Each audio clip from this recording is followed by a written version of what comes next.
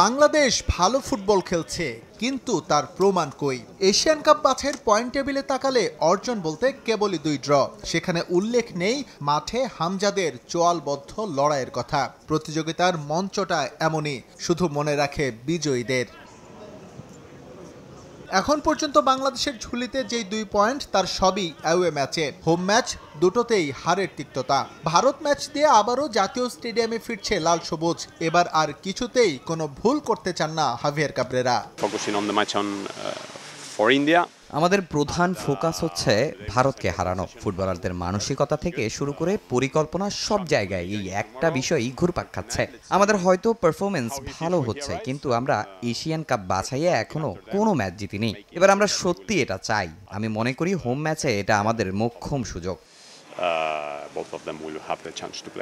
বাংলাদেশে এবার এসে হামজার প্রথম প্র্যাকটিস সেশন। সমিতকে পাওয়া যাবে নেপাল ম্যাচের একদিন আগে। হিমালয় কন্যাদের বিপক্ষে ফিফা ফ্রেন্ডলিতে তাদের দুজনেরই খেলার সম্ভাবনা আছে। পাশাপাশি আদর্শ প্রস্তুতির জন্য পুরো স্কোয়াডের বাকি ফুটবলারদেরও বাজিয়ে দেখতে চান স্প্যানিশ কোচ।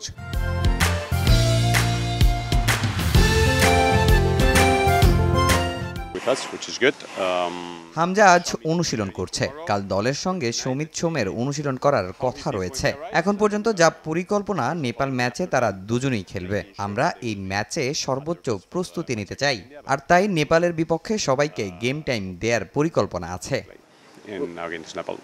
গোল করার পর উদযাপন হবে, এটাই স্বাভাবিক। তবে কোন সিচুয়েশনে ফুটবলাররা সেলিব্রেশনে যাবেন তা জানা গুরুত্বপূর্ণ। হংকংয়ের বিপক্ষে ব্যাক টু ব্যাক দুটো ম্যাচেই এই উদযাপন নিয়ে হয়েছে সমালোচনা। তবে এবার আর সেই পথ মারাতে চান না ফুটবলাররা। যখন সিঙ্গাপুরের সাথে আমি গোল করছিলাম, তখন কিন্তু আমি বল নিয়ে তাড়াতাড়ি গেছিলাম, কিন্তু লাস্ট ম্যাচে যখন আমি হংকংয়ে গোল করি, তখন ওরা দর্শকরা অনেক বাজে ইঙ্গিত করছিল, যার কারণে আমি সেলিব্রেশন করছিলাম। যদি এরকম না হতো তাহলে আমি সেলিব্রেশন করতাম না। সামনে ম্যাচগুলোতে আপনারা মাথায় রাখবো যে এগুলো যেন না হয়। ফুটবল ম্যাচের আসল আকর্ষণীয় হলো দর্শক, যারা আমাদেরকে মাঠে সবসময় এনার্জি দেয়। তো এবার আমরা দেখছি যে খুব তাড়াতাড়ি টিকিট বিক্রি হয়ে গেছে। তো এটা আসলে আমাদের জন্য প্রেরণা যে ভালো কিছু করার জন্য ইন্ডিয়া ম্যাচে।